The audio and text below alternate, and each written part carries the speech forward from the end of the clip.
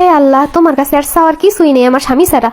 কি কপাল লইয়া আইছি দুনিয়ায়, এমন এখন বউ পাইছি। হে আল্লাহ, হে খোদা, আমার স্বামী যদি আমার মনের কথা না বোঝে, এর মনটা ব্লক করে দাও। ওমা, এটা কোন ধরনের কথা? হে আল্লাহ, মানুষের হাজবেন্ড কত সুন্দর সুন্দর সারপ্রাইজ দেয়, কত সুন্দর সুন্দর গিফট দেয়, এগুলো যদি আমার স্বামী সহি না দেয়, এর চোখটা একদম দরকারি নেই, তুমি সেই ব্যবস্থা করে দাও আল্লাহ। নাউজুবিল্লাহ।